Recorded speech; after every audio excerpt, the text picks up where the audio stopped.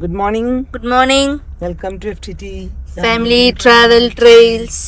നമ്മൾ വണ്ടി അങ്ങോട്ട് സ്റ്റാർട്ട് ചെയ്തുകൊണ്ടാണ് ഗുഡ് മോർണിംഗ്.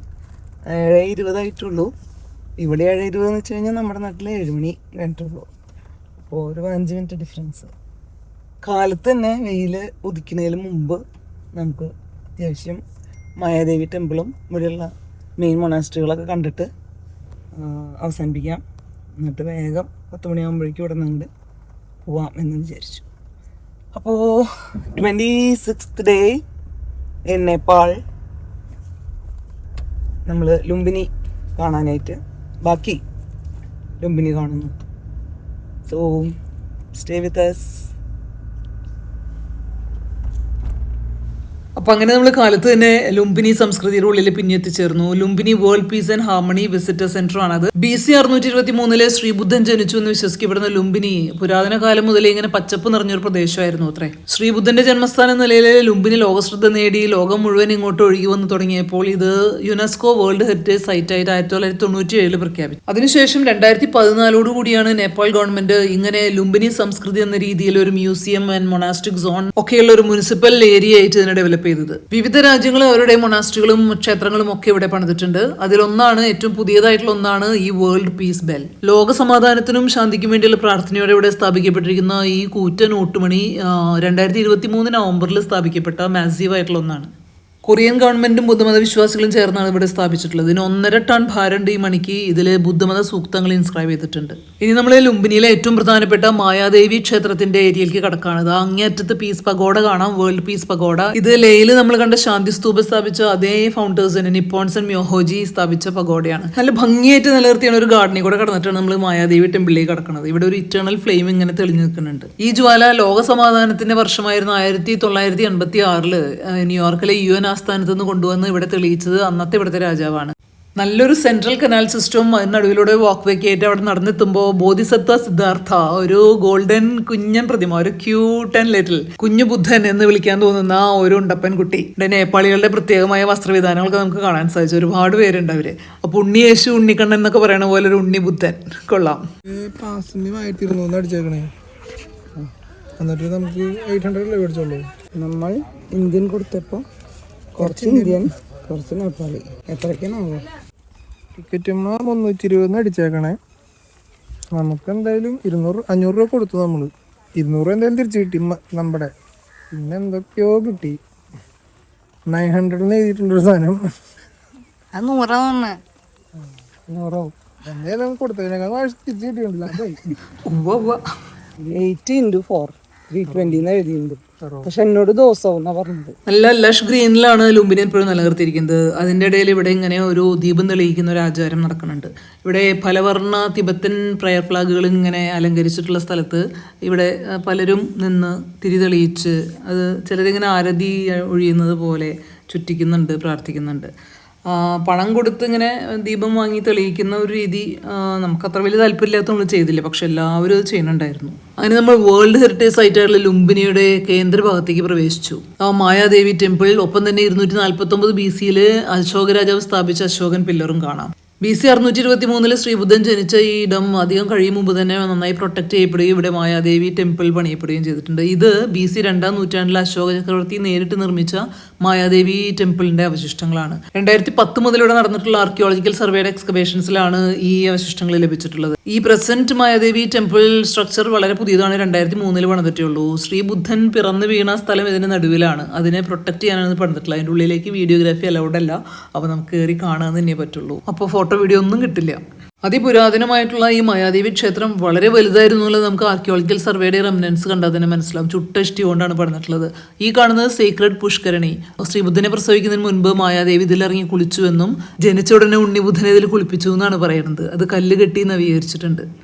ധാരാളം ബുദ്ധസന്യാസികൾ നമ്മൾ വിചാരിക്കുന്നു. കാരണം നമ്മൾ കണ്ടുപരിചയിച്ച ബുദ്ധസന്യാസികളുടെ ഒരു വസ്ത്രത്തിൻ്റെ കളറല്ല ഇവിടെ ഇട്ടിരിക്കുന്നത്. സന്യാസ വസ്ത്രം നമ്മൾ സാധാരണ ഈ കളർ മെറൂണാണ് കണ്ടിട്ടുള്ളത്. പക്ഷെ ഇവിടെ കുറേയും കൂടി കാവി, ഓറഞ്ച്, ഈവൻ യെല്ലോ, അങ്ങനെ കുറേയും കൂടി ഹിന്ദു സന്യാസിമാരുടെ ഒരു വസ്ത്രവിധാനത്തോടു കൂടിയാണ് വിരിക്കുന്നത്. അതുപോലെ തന്നെ താളിയോലകൾ മറച്ചു നോക്കുന്നുണ്ട്, സംസാരിക്കുന്നുണ്ട്, എന്തോ വിതരണം ചെയ്യുന്നുണ്ട്. പക്ഷെ ഇവിടെ ഈ ബോധിവൃക്ഷ തണലിലിരുന്നിട്ട് മറ്റു പല രാജ്യങ്ങളിൽ നിന്നുള്ള ബുദ്ധസന്യാസികൾ വളരെ ശാന്തമായിട്ട് തനിച്ചിരുന്ന് ഇങ്ങനെ പ്രാർത്ഥിക്കുകയും ധ്യാനിക്കുകയൊക്കെ ചെയ്യുന്നുണ്ട്. നമുക്ക് ഈ തിബറ്റൻ, ഹിമാലയൻ, നോർത്ത് ഈസ്റ്റ് ബുദ്ധസന്യാസികളെ കൂടുതൽ കണ്ട് ശീലിച്ചുകൊണ്ടായിരിക്കും നമ്മുടെ യാത്രകളിൽ നമുക്ക് ഇത് കുറച്ചും കൂടി പരിചിതമായിട്ടുള്ള ബുദ്ധിസ്റ്റ് ആരാധന രീതിയായിട്ട് തോന്നി.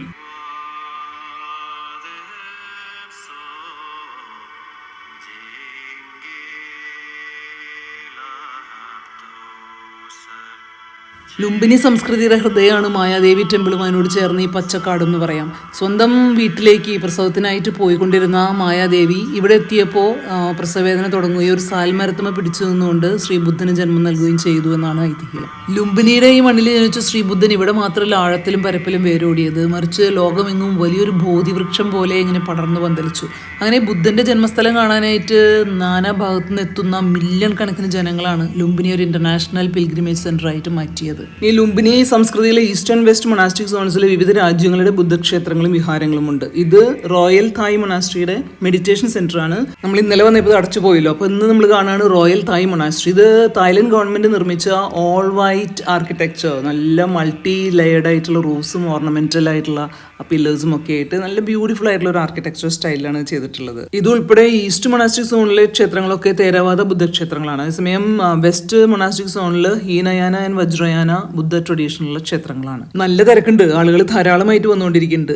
2000 പണിത ഈ തായ് ക്ഷേത്രം ഈസ്റ്റ് മൊണാസ്റ്റിക് സോണിലെ ആദ്യത്തെ ക്ഷേത്രമാണ്. ഇത് ക്ലാസിക്കൽ സെൻട്രൽ തായ് അഥവാ രത്തൻ കോശി ടെമ്പിൾ സ്റ്റൈലില് പ്യോർ വൈറ്റ് മാർബിളിലാണ് പണിതിട്ടുള്ളത്. ക്ഷേത്രത്തിന്റെ ഉള്ളില് ഗോൾഡൻ, റെഡ് ആൻഡ് ഗ്രീൻ തീമാണ് നമ്മൾ കംബോഡിയയിൽ കണ്ട പോലെ. മുഖ്യസ്ഥാനത്ത് ഭൂമിസ്പർശ മുദ്രയോടുകൂടി ശ്രീബുദ്ധനും താഴെ ഉണ്ണിബുദ്ധനും ഉണ്ട്. അപ്പോൾ നമ്മളിനി വെസ്റ്റ് മൊണാസ്റ്റിക് സോണിലേക്ക് പോവാണ്. നമ്മളിപ്പോൾ കണ്ട തായ് മൊണാസ്ട്രിയും ഇന്നലെ കണ്ട കംബോഡിയ, മ്യാൻമാർ ഗോൾഡൻ ടെമ്പിളും ആണ് ഈസ്റ്റ് മൊണാസ്ട്രി സോണിലെ മെയിൻ ആയിട്ടുള്ള ക്ഷേത്രങ്ങൾ. ഇതാ കാണുന്നത് നേപ്പാളിൽ ഇന്ത്യ പുതിയതായി വിരിയിച്ച താമരയാണ്, the Indian Buddhist centre Lumbini. അപ്പോൾ അതിനു മുൻപ് നമുക്ക് നേപ്പാളിന്റെ സ്വന്തം ടെമ്പിൾ കാണാം, ദ 1000 ബുദ്ധ ടെമ്പിൾ. നേപ്പാൾ ഗവൺമെന്റിന്റെ ministry of culture, tourism and civil aviation വകുപ്പിന്റെ കീഴിലുള്ള ലുംബിനി ഡെവലപ്മെന്റ് ട്രസ്റ്റിനാണ് ഈ ലുംബിനി സംസ്കൃതിയുടെ ചുമതല. ഇത് ഫൽ തുപ്തൻ ഷ്രദ്രുബ് ലിംഗ് മൊനാസ്ട്രി അഥവാ ദ 1000 ബുദ്ധ ടെമ്പിൾ നേപ്പാൾ നേരിട്ട് നിർമ്മിച്ച് പരിപാലിക്കുന്നതാണ്. ഇത് 2024 പണിത് ഉദ്ഘാടനം ചെയ്ത ഈ ഒരു മൊണാസ്ട്രി വളരെ ടിപ്പിക്കലായിട്ടുള്ള ഹിമാലയൻ ടിബറ്റൻ ബുദ്ധിസ്റ്റ് ആർക്കിടെക്ചർ സ്റ്റൈലാണ്. അപ്പോൾ അതുകൊണ്ട് നമുക്ക് നല്ല പരിചയമുള്ള, നമ്മൾ കഴിഞ്ഞ യാത്രയിൽ ധാരാളമായിട്ട് ഭൂട്ടാനിലും സിക്കിമിലും തവാങ്ങിലും കണ്ടിട്ടുള്ള അതേ ശൈലി. ഇതാ നേരെ നോക്കുമ്പോൾ നല്ല ഗോൾഡൻ ബുദ്ധ ഇങ്ങനെ ധ്യാനത്തിലിരിക്കുന്നു. നല്ല കളർഫുള്ളായിട്ടുള്ള എല്ലാ കളറും വാരി പൂശിയിട്ടുള്ള മൊണാസ്ട്രി ചുമരുകൾ. ഇത് നമ്മൾ മിസ് ചെയ്ത് തുടങ്ങിയിട്ടുണ്ടായിരുന്നു. ഈ യാത്രയിൽ നമ്മൾ ലഡാക്കിൽ മാത്രമാണല്ലോ ഇത്തരം 1-2 മൊണാസ്ട്രികൾ കണ്ടുള്ളൂ. ഈ വർണ്ണങ്ങൾ വെറുതെ ഇങ്ങനെ പെയിന്റ് അടിച്ചിരിക്കുന്നതല്ല, ഇതിനുള്ളിൽ ഇൻട്രിക്കേറ്റ് ആയിട്ടുള്ള ഒരുപാട് തീംസും ബുദ്ധിസ്റ്റ് ചിത്രങ്ങളും ബുദ്ധന്റെ ജീവചരിത്രവും ഒക്കെ ഇങ്ങനെ മ്യൂറൽസ് ആയിട്ട് ചുമരുകളിലുണ്ട്. മുഖ്യ പ്രതിമകൾക്ക് 16 അടി ഉയരണ്ട്, 3 ഐഡന്റിക്കൽ ബുദ്ധന്മാർ. ടിബറ്റൻ ഹിമാലയൻ ബുദ്ധിസ്റ്റിന്റെ ഡ്രസ് കോഡ് ഈ മെറൂൺ കളറാണെന്ന് നമ്മൾ ആദ്യം കണ്ടിട്ടുണ്ട് എന്ന് നമ്മൾ സൂചിപ്പിച്ചുല്ലോ. ഇങ്ങനെ ഈ മൊണാസ്ട്രിക്ക് അകത്തിരുന്ന്, ക്ഷേത്രത്തിനകത്തിരുന്നുള്ള ഏകാന്തവും ശാന്തമായിട്ടുള്ള ധ്യാനവും അവരുടെ ഒരു പ്രത്യേകതയാണ്. ഈ മുഖ്യ പ്രതിഷ്ഠാസ്ഥാനത്ത് ഒരു ബുദ്ധനല്ല 3 ബുദ്ധന്മാരുണ്ട്. Buddha of the past, present and future. Krakuchanda, Shakyamuni, Maitreya ബുദ്ധന്മാർ. അതോടൊപ്പം തന്നെ ഇതിന്റെ ഏറ്റവും വലിയൊരു യുണീക്നെസ് ആണ് ഈ കുഞ്ഞു ബുദ്ധന്മാർ. ഈ ക്ഷേത്രം 1000 ബുദ്ധ ടെമ്പിൾ എന്ന് അറിയപ്പെടാനുള്ള കാരണം ഇത് തന്നെയാണ്. ഇത് പ്രതിഷ്ഠാ സമയത്ത് തന്നെ ഇങ്ങനെ സ്ഥാപിച്ചതാണ്. 1000 അല്ല, ശരിക്കും 1022 ഗ്ലൈഡഡ് ഗോൾഡൻ ബുദ്ധന്മാർ ഇങ്ങനെ ചുമരില് ഈ ചുവന്ന ബാക്ക്ഡ്രോപ്പിന് മുമ്പിൽ ഇങ്ങനെ നിരന്നിരിക്കുമ്പോൾ that's a beautiful visual treat. നമ്മൾ ഭൂട്ടാനിലെ ഒരു മൊണാസ്ട്രിയിൽ ഇങ്ങനെ നിഷുകളിൽ ലൈറ്റപ്പ് ചെയ്തിരിക്കുന്ന സുവർണ്ണ ബുദ്ധരെ കണ്ടിരുന്നു. ഇത് പക്ഷേ ഇങ്ങനെ പ്രൊജക്റ്റഡ് ആയിട്ട് ഇരിക്കുമ്പോൾ അത് വേറൊരു ഭംഗിയാണ്. മുന്നിലെ ജലപാത്രങ്ങളും. ഇന്ത്യൻ ബുദ്ധിസ്റ്റ് സെന്റർ നേപ്പാൾ ക്ഷേത്രത്തിന്റെ തൊട്ടടുത്ത് തന്നെയാണ്, നമ്മൾ അയൽക്കാരാണല്ലോ. അപ്പോൾ ഈ 1000 ബുദ്ധ ടെമ്പിളിന്റെ ആ നിറപ്പകിട്ടായിരുന്ന കാഴ്ച ഒന്നും കൂടി കണ്ട് നമ്മൾ അടുത്ത സ്ഥലത്തേക്ക് പോവാണ്. ഇനിയും ധാരാളം ക്ഷേത്രങ്ങളുണ്ട് പോകാനായിട്ട്, നല്ല തിരക്ക് വരുന്നുണ്ട്. അപ്പോൾ അതിന് മുമ്പ് നമുക്ക് നീങ്ങാം. അങ്ങനെ നമ്മൾ 1000-ലധികം കുഞ്ഞു ബുദ്ധന്മാരെയൊക്കെ കണ്ടിറങ്ങി കഴിഞ്ഞപ്പോൾ ആ വലിയൊരു ബുദ്ധപ്രതിമ നേരെയിരിക്കുന്നു. അപ്പോൾ അങ്ങോട്ട് പോകാൻ ചോദിക്കുമ്പോൾ അവിടെ ബ്ലോക്കാണ്, അവിടെ 1 വേ ആണ്, അങ്ങോട്ട് കടക്കാൻ പറ്റില്ല. അപ്പോൾ മൊത്തം ബാക്ക് അടിച്ച് അങ്ങനെ പോകണം. ഈ വെസ്റ്റ് മൊണാസ്റ്റിക് സോൺ അത്യാവശ്യം നല്ല ഭംഗിയുള്ള ക്ഷേത്രങ്ങളുള്ള സ്ഥലമാണ്. അപ്പോൾ ഇവിടെ നല്ല തിരക്ക് ആയി തുടങ്ങിയിട്ടുണ്ട്. സമയം 9 മണിയാണ്, വെയിൽ നന്നായി കയറി തുടങ്ങി. അപ്പോൾ നമ്മൾ ഒരു 3-4 ഇതും കൂടി കണ്ട് ഇതാണ് സിംഗപ്പൂർ മൊണാസ്ട്രി, ഗ്യാഗ്യൂർ നിഗ്മ അഥവാ Urgyen Dorjee Choling Buddhist centre Singapore temple. അതാണ് വായിക്കാൻ എളുപ്പം. യെസ്, ഇത് ശരിക്കും ടിബറ്റൻ ഹിമാലയൻ ആർക്കിടെക്ചർ സ്റ്റൈലിൽ തന്നെയുള്ള നല്ല കളർഫുൾ ആയിട്ടുള്ള ഒരു ഗംഭീര മൊണാസ്ട്രിയാണ്. ഇവിടെ നമ്മൾ ഇറങ്ങണില്ല, നമ്മൾ ഇനി കുറേ മൊണാസ്ട്രികൾ കാണാനുണ്ട്. അപ്പോൾ പറ്റാവുന്നത് ഡ്രൈവ് റൗണ്ട് ചെയ്ത് കാണാം. ലുംബിനിയിലെ ഇന്ത്യൻ ബുദ്ധിസ്റ്റ് സെന്റർ 2022 പണി തുടങ്ങിയിട്ടുള്ളൂ. 1 ബില്യൺ റുപ്പീസാണ് ഇതിന്റെ പ്രോജക്ട് കോസ്റ്റ്. 50% പണി കഴിഞ്ഞിട്ടുള്ളൂ. ആ മുന്നിൽ അശോക സ്തംഭം കാണാം. ഇത് ഇന്ത്യൻ ഗവൺമെന്റ് നേപ്പാളി കൊണ്ടേ താമര വിരിയിച്ചു എന്നല്ല കേട്ടോ. താമര ശരിക്കും ബുദ്ധിസ്റ്റിലെ വളരെ ഇമ്പോർട്ടൻ്റ് ആയിട്ടുള്ള ഒരു തീമാണ്. നമ്മളിങ്ങനെ ചെളിയിൽ ആഴ്ന്നു നിന്നാലും ലോകത്ത് ഇങ്ങനെ ആഴ്ന്നു നിന്നാലും നമ്മുടെ മനസ്സിനെ മുകളിലേക്ക് ഉയർത്തി എൻലൈറ്റ്മെന്റ് നേടാനായിട്ട് സാധിക്കുമെന്നുള്ള ബുദ്ധിസ്റ്റ് കോൺസെപ്റ്റ് ആണത്. മാത്രമല്ല അതിനൊരു പ്രത്യേകതയുണ്ട്. ഈ നേപ്പാളിലെ തന്നെ 0 കാർബൺ ഉള്ള റേറ്റിംഗ് ഉള്ള ആദ്യത്തെ ബിൽഡിംഗ് ആണ് ഇറ്റ്സ് ഗോയിങ് ടു ബി. ഇപ്പം നമ്മൾ ജാപ്പനീസ് ടെമ്പിളിന്റെ ചുറ്റും ഇങ്ങനെ ഡ്രൈവ് ചെയ്ത് ഇങ്ങനെ വരികയാണ്. നല്ല ഒരു ഗ്രീനറി, ഒരു വെൽക്കമിങ് ആംബിയൻസ് ആണ് ചുറ്റും മരങ്ങളൊക്കെ ആയിട്ട്. അപ്പം എന്തായാലും ഇതിനകത്തൊന്ന് കയറാം. ഇത് നിലവിൽ കുറച്ചും കൂടി ഒഴിഞ്ഞ ഭാഗത്താണ് നിൽക്കുന്നത്, കുറച്ച് പടിഞ്ഞാറ് മാറിയിട്ട്. പക്ഷെ അതിൻ്റെ അടുത്തുള്ള പ്ലോട്ടുകളിലും പുതിയ കെട്ടിടങ്ങൾ വരുന്നുണ്ട്. ഇതാ അവിടെ കുഞ്ഞു ബുധൻ്റെ ഒരു പ്രതിമ കാണാം. അതിനപ്പുറത്തായിട്ട് വേൾഡ് പീസ് സെന്ററിന്റെ പഗോഡ കാണാം. ജാപ്പനീസ് മൊണാസ്ട്രിയിൽ വന്ന് ഇറങ്ങുമ്പോൾ തന്നെ നല്ല ശാന്തതയാണ്. ഒരു മിനിമലിസ്റ്റിക് ആയിട്ടുള്ള ആർക്കിടെക്ചർ സ്റ്റൈലാണ്. നല്ല വിശാലമായ പച്ചപ്പ് നിറഞ്ഞൊരു സ്ഥലം. ഒറ്റ നോട്ടത്തിൽ വളരെ അട്രാക്റ്റീവ് ഒന്നല്ല, പക്ഷേ നമ്മളങ്ങനെ അടുത്ത് ചെല്ലുമ്പോൾ നമുക്ക് മനസ്സിലാവും. ഒരു സിമ്പിൾ ആൻഡ് എലഗൻ്റ് ആയിട്ട് വളരെ മിനിമം കളേഴ്സ് ഉപയോഗിച്ചിട്ടുള്ള ഒരു നിർമ്മാണ രീതിയാണ്. White, brown, golden and black ഇത് മാത്രം ഉപയോഗിച്ച് നല്ല മാർബിൾ വിരിച്ച തറ.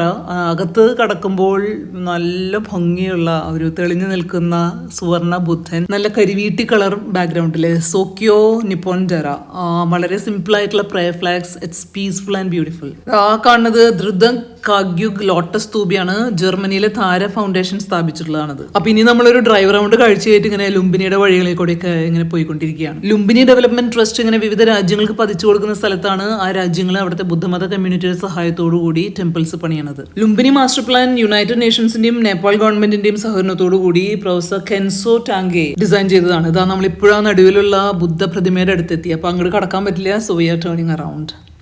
അപ്പോൾ ഇതാണ് the world centre for peace and unity. ഇത് ലുംബിനി ഉദ്യാന മഹാചൈത്ര സ്ഥാപിച്ചതാണ്.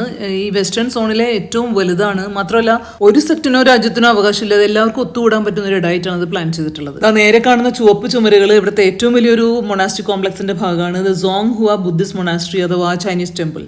ഇത് ഗ്രാൻഡ് മിങ് ഡൈനാസ്റ്റി ഇമ്പീരിയൽ സ്റ്റൈലിലാണ് ഇതിന്റെ ആർക്കിടെക്ചറൊക്കെ. നല്ല പഗോഡ സ്റ്റൈൽ ആർക്കിടെക്ചറും ഭയങ്കര മാസീവാണ്. അതിന് ചുറ്റും ഇങ്ങനെ വഴി ഇങ്ങനെ പോകുന്നുണ്ട്. അതിനെ പ്രദക്ഷിണം വെച്ചാൽ തന്നെ കഴിയാത്ത പോലെയാണ്. പക്ഷേ അപ്പോഴേക്കും എന്താ ഇടത്ത് കാണുന്നു കനേഡിയൻ ടെമ്പിൾ. ത്രാങ്കു വജ്രവിദ്യ ബുദ്ധിസ്റ്റ് അസോസിയേഷൻ പണിതിട്ടുള്ള ഒരു ടിബറ്റൻ ബുദ്ധിസ്റ്റ് സ്റ്റൈലുള്ള മൊണാസ്ട്രിയാണിത്. ഇവിടെ ബുദ്ധിസ്റ്റ് എഡ്യൂക്കേഷൻ നടക്കുന്നുണ്ട്, അതുപോലെ പ്രെയർ മീറ്റിംഗ്സ് നടക്കുന്നുണ്ട്. ഇവരുടെ ആസ്ഥാനം വാൻകൂവർ ആണ്, കാനഡയിലെ. ചൈനീസ് ടെമ്പിളിന് ചുറ്റും നമ്മൾ ശരിക്കും പ്രദക്ഷിണം വെക്കാന്ന് പറയാം, അത്രയ്ക്കും മാസീവാണിത്. ഇത് ബെയ്ജിങ്ങിലെ ഫോർബിഡൻ സിറ്റിയുടെ ആ ഗ്രാൻഡറിൽ ലോകത്തെ ഏറ്റവും വലിയ പലേഷ്യൽ കോംപ്ലക്സ് ആണ്. ആ സ്റ്റൈലിലാണ് പണിതിട്ടുള്ളത് അത്രേ. അപ്പോൾ നമ്മൾ എന്തായാലും നിർത്തുന്നില്ലേ, നമുക്ക് അയോധ്യ കണ്ടിട്ട് വേണം തിരിച്ച് ലക്നൗവിലെത്തി താമസിക്കാനായിട്ട്. അപ്പോൾ ആ ചുവന്ന ഈ ചൈന ടെമ്പിൾ കണ്ട് നമ്മളിങ്ങനെ പോവാണ്. ചൈന ചുവപ്പാണല്ലോ. അപ്പോൾ ഹോട്ടലിൽ തിരിച്ചെത്തി നല്ല ബാലൻസ്ഡ് ബ്രേക്ക്ഫാസ്റ്റ് അത് കഴിച്ചിട്ട് വേഗം നമുക്ക് വണ്ടി വിടണം. സമയം 10:30. നമുക്കിനി ബോർഡർ ചെക്കിങ്ങിനും സമയം കരുതണമല്ലോ. അത് കഴിഞ്ഞ് ഓടിയെത്തി അയോധ്യ കാണണം. അങ്ങനെ നമ്മുടെ ഒരു ഷോർട്ട് ട്രിപ്പ് ടു നേപ്പാൾ കഴിഞ്ഞ് നമ്മൾ തിരിച്ചെത്തി ഗേറ്റിൽ. അവിടെ നിന്നൊരു ഹാഫ് ആൻ അവർ ഉള്ളൂ ശരിക്കും ഇങ്ങോട്ട്. Lumbini gate, thanks for visiting. Yes, it was a wonderful experience for us too. അപ്പോൾ നമ്മുടെ ഭാരത് ആഗമൻ കേലിയെ ആപ്കാ സ്വാഗത് ഹൈ. ഇപ്പോൾ ശരിയായി. ഇപ്പോൾ നമ്മളതേ സ്വാഗതം ചെയ്യുന്നുണ്ട്. നമ്മുടെ പതാക പാറുന്നുണ്ട്. നേപ്പാൾ പോലീസ് തടഞ്ഞു നിർത്തി. ഓക്കെ, ഞങ്ങൾ നിർത്തി. എന്തിനാ തട്ടണേ പുള്ളി? എൻ്റെ ആവശ്യം എന്താ ചേട്ടാ?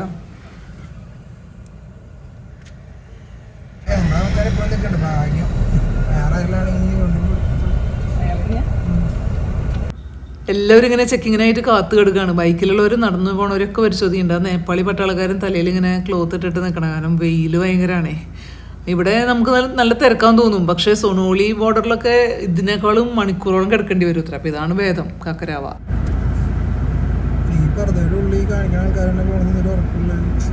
അതെ, അതൊരു ചോദ്യമാണ്. പർദ്ദയുടെ ഉള്ളിൽ അവർ തന്നെയാണ് പോണതെന്നൊന്നും ആർക്കും ഉറപ്പ് വരുത്താൻ പറ്റില്ല. അതൊക്കെ മതമാണ്, തൊട്ടാൽ പൊള്ളും.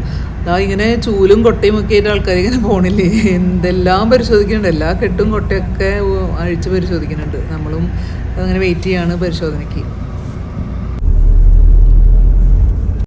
അങ്ങനെ പിന്നെയും പരിശോധിച്ചു. ഒരുമാതിരിയൊക്കെ എല്ലാ ബാഗും തുറന്ന് നമ്മളിവിടൊക്കെ വെച്ച് അല്ലേ. ഇന്ന് ഇപ്പോൾ അധികം നന്നായിട്ട് ചെയ്തില്ലേ, ബുദ്ധിമുട്ടിച്ചില്ലേ. ആളിങ്ങനെ പറഞ്ഞു ജസ്റ്റ് ഒന്ന് തുറന്നാൽ മതിയല്ലോ. അത് ഞാനതൊക്കെ ആള് പറഞ്ഞു തോന്നുന്നു. ആ ഞാൻ അങ്ങോട്ട് ചെന്നപ്പോ ആളോട് പറഞ്ഞു കക്കരാവ. ഞാൻ അങ്ങോട്ട് ചെന്നപ്പോ തന്നെ ഇന്നത്തെ ആള് തന്നെയാണ് അവിടെ നിന്നിരുന്നേ. പുള്ളിയോട് ഞാൻ പറഞ്ഞു ഇന്നെന്താവോ എന്ന് ചോദിച്ചു. അപ്പൊ ആള് നോക്കട്ടെ എന്ന് പറഞ്ഞു. പക്ഷെ ഇയാളുടെ ചെക്കിങ് കഴിയാറായപ്പോ അയാൾ ഇടപെട്ട് പറഞ്ഞു അതവേ വിട്ടോ, അവർ ഇന്നലെ പോയതാ, കാര്യമായിട്ടൊന്നും അവിടെ ഉണ്ടാവില്ല എന്ന് പറഞ്ഞു. എന്താണ് അവർ നോക്കുന്നത്? ബോബ ഗോൾഡാ, പിന്നെ ഡ്രഗ്സാ.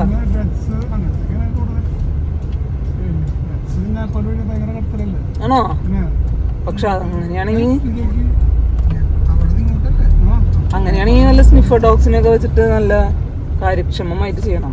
ഇത് വെറുതെ ഇങ്ങനെ ബാഗ് ഇങ്ങനെ ആക്കിയിട്ട് എനിക്ക് തോന്നുന്നില്ല. റുട്ടീൻ കടക്കണ്ടൊക്കെ കടന്നുകൊണ്ടിരിക്കും. അപ്പം അങ്ങനെ നമ്മുടെ പാർട്ട് 2 എക്സ്പ്ലോറിങ് ഇന്ത്യൻ ട്രിപ്പിൻ്റെ ഇടയിൽ നമ്മൾ നൈസായിട്ടൊരു ഇന്റർനാഷണൽ ട്രിപ്പ് നടത്തി. എന്ത് പറയണോ അതിനെ കുറിച്ച്? ഏറ്റവും ചെറിയൊരു ഇന്റർനാഷണൽ ട്രിപ്പായിരുന്നു. ഇന്നലെ 4:30ക്കാണ് നേപ്പാളിൽ കയറിയത്. ഇന്നതേ 10:45 10:30 തിരിച്ചിറങ്ങി നേപ്പാളിൽ നിന്ന്. Shortest international trip ever. അപ്പോൾ ഒരു 1.5 ദിവസം ഇല്ല, 1.5 ഉറങ്ങാൻ വേണ്ടി അങ്ങോട്ട് പോയ പോലെയാ. എന്തായാലും ചെന്നു, ഓടി ലുംബിനി കുറച്ച് കണ്ടു, കിടന്നുറങ്ങി. ഭക്ഷണം കഴിച്ചു, കിടന്നുറങ്ങി. പിന്നെ നേപ്പാളി ഭക്ഷണം കഴിച്ചു. വലിയ വ്യത്യാസമൊന്നുമില്ല, ഈ നോർത്ത് ഇന്ത്യയിൽ കിട്ടുന്ന അതേ ഭക്ഷണങ്ങളൊക്കെ തന്നെ. പിന്നെ കുറേ നേപ്പാളികളെ കണ്ടു. ഇന്ത്യൻസ് കുറവാണ്. ഇന്ത്യൻസ് വളരെ കുറച്ചേ കണ്ടുള്ളൂ, 1-2 ടീമുകൾ മാത്രം. അപ്പോൾ നേപ്പാളിൽ ഇപ്പോൾ എന്താ കുട്ടികളൊക്കെ ഇങ്ങനെ അലിഞ്ഞു നടക്കുന്നുണ്ട്. ക്ലാസ് ഇല്ലാന്ന് തോന്നണേ, വെക്കേഷനാണെന്ന് തോന്നണേ. പിന്നെ ആ ലുംബിനി വലിയൊരു മേഖലയാണല്ലോ അവിടെ. പക്ഷെ കൊച്ചു കുട്ടികളിങ്ങനെ ഭിക്ഷ അയച്ച് നടക്കുന്നുണ്ട്. എനിക്ക് അത്ര ഇഷ്ടപ്പെട്ടില്ല. അത്രയും വലിയ പ്രസ്ഥാനങ്ങളൊക്കെ ആയിട്ട് കോടികളുടെ മില്യൺസിൻ്റെ ഒരു ഏരിയ ആണത് ലുംബിനി. അത് ഇന്നലെ ഞാൻ വണ്ടി കഴുകുമ്പോഴും എൻ്റെ അടുത്ത് വന്നിട്ടുണ്ടായിരുന്നു. ഞാൻ കണ്ടു. അപ്പോൾ അടുത്ത് നടക്കുന്ന കുട്ടികൾ ഇങ്ങനെ കാണുമ്പോൾ ഒക്കെ അവരിങ്ങനെ ബഗ്ഗുന്നുണ്ട്. അപ്പം അതൊരു ദാരിദ്ര്യമാണ് നേപ്പാളിൽ. ജൻസി പ്രക്ഷോഭം കഴിഞ്ഞ് പുതിയ യുവത ഭരണത്തിലൊക്കെ വന്നിട്ടുണ്ട്. മാറ്റങ്ങളൊക്കെ വരുമായിരിക്കും. ഭയങ്കര മാറ്റങ്ങളാണെന്നൊക്കെയാണ് നമ്മൾ നേപ്പാളിൽ കയറുന്നതിന് മുമ്പ് 1-2 സ്ഥലത്ത് ചോദിച്ചപ്പോൾ. ഹോം സ്റ്റേക്കാരനൊക്കെ ആയിരുന്നു അതിനെ കുറിച്ച് പറഞ്ഞത്.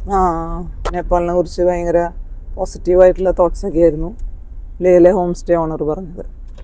മാറ്റങ്ങൾ വരുമായിരിക്കും, കാരണം അഴിമതിയാണല്ലോ വിപ്ലവത്തിലേക്കൊക്കെ നയിച്ചത്. എന്തായാലും ഭയങ്കര തിക്കും തിരക്കും അങ്ങനെ ഒരു രീതിയാണ്. അപ്പോൾ പിന്നെ വളരെ ഒരു എക്സ്റ്റൻഷൻ പോലെ തന്നെ. അതെ, ആ ഭാഗമൊക്കെ അങ്ങനെയാണ്. പിന്നെ നമ്മൾ കുറച്ചല്ലേ പോയുള്ളൂ. നമ്മൾ കാഠ്മണ്ഡു നോക്കി ഒന്ന് പോകാൻ നോക്കിയപ്പോൾ 225 കിലോമീറ്റേഴ്സ് 7-8 മണിക്കൂറാണ് കാണിക്കണം. ഭയങ്കര മോശം വഴിയാണ് എന്നാണ് നോക്കിയപ്പോൾ പറഞ്ഞത്. പിന്നെ കുറച്ച് ഹൈറ്റും കാടും ഒക്കെ ഉള്ളതുകൊണ്ട് സമയമെടുക്കും, നമുക്ക് നേരമില്ലാത്തതുകൊണ്ട് തിരിച്ചു പോയി. ഇങ്ങനെ ഒരു 5-6 ദിവസത്തിൽ വീട്ടിലെത്തണ്ടേ. ചൂട് ആയി കഴിഞ്ഞപ്പോൾ എല്ലാവരും തണുപ്പിൻ്റെ പ്രശ്നം തണുപ്പിൽ, ചൂടിൻ്റെ പ്രശ്നം ചൂടിൽ.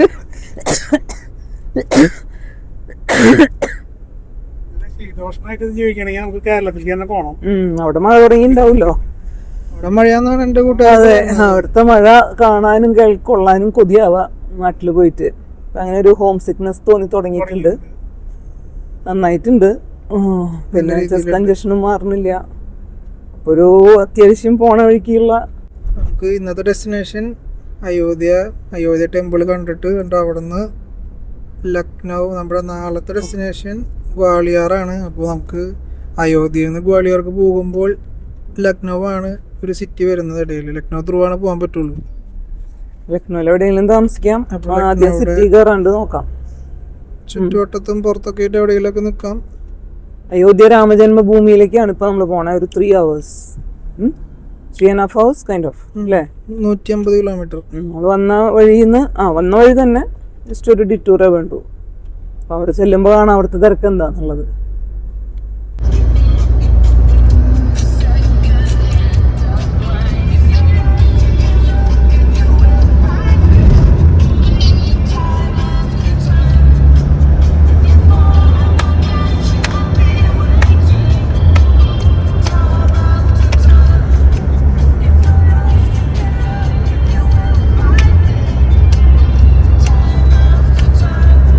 എന്താ ഈ ഡീസലിന്റെ അവസ്ഥ മോശമാണെന്ന് തോന്നണേ. നമ്മൾ ഇന്നലെ തൊട്ട് ശ്രമിക്കുന്നതാണ്. ഇന്നലെ നേപ്പാളിൽ പോണ വഴി പമ്പുകളിലൊന്നും കിട്ടിയില്ല. ബക്കറ്റിൽ കൊടുക്കണ്ട, നമുക്ക് ആ ക്യാനില് മേടിക്കണ കുറച്ച്. ഒരു മറ്റേ വെള്ളത്തിന്റെ ക്യാൻ ഇരിക്കണില്ലേ? അതൊന്നും തരില്ല. ആ 4 പമ്പിൽ നമ്മൾ കയറി നോക്കി. ചിലയിടത്തൊക്കെ കയറ് വലിച്ച് കെട്ടിയേക്കാണ്, ഇല്ല, സ്റ്റോക്ക് ഇല്ല. ബാക്കി എല്ലായിടത്തും ഇങ്ങനെ കുപ്പിയും പട്ടിയും കന്നാസൊക്കെ ആയിട്ട് കാവൽ നിൽക്കുന്നുണ്ട്. വണ്ടികളെക്കാളും കൂടുതൽ കന്നാസാണ് അല്ലേ? അപ്പൊ നമ്മളിപ്പോ ജസ്റ്റ് ഗൂഗിളിൽ നോക്കി എന്തെങ്കിലും ഷോർട്ടേജ് ഉണ്ടോന്ന്. അപ്പൊ പറയുന്നത് UP പൊതുവെ ആൾക്കാർ ഇങ്ങനെ മേടിച്ച് കൂട്ടുകയാണ് അത്ര കന്നാസിൽ. അവർക്ക് ട്രാക്ടറൊക്കെ വേണമല്ലോ, അഗ്രികൾച്ചറൽ പർപ്പസ്. അതെ. അപ്പൊ എന്തായാലും ഇവിടെ ഫുൾ ടാങ്ക് കിട്ടി, സന്തോഷായി.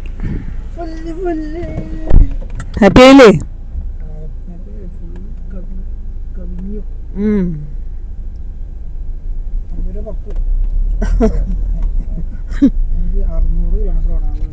അപ്പം ഇനി നേരെ അയോധ്യ.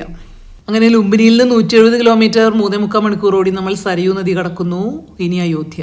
ശ്രീബുദ്ധന്റെ ജന്മസ്ഥാനത്ത് നിന്ന് ശ്രീരാമന്റെ ജന്മസ്ഥാനത്തേക്ക് 170 കിലോമീറ്റർ ദൂരം. അത് റോഡ് മാർഗം മാത്രമാണ്, നടന്നു തീർക്കാനാവാത്ത എത്രയോ ദൂരം അതിനിടയിലുണ്ട്. അപ്പം അങ്ങനെ നമ്മൾ അയോധ്യ പട്ടണത്തിലെത്തി. നമുക്ക് നേരെ രാമജന്മഭൂമിയിൽ പോയിട്ട് അയോധ്യ ക്ഷേത്രം കാണാം. So stay with us. Thank you from FTT family travel trails.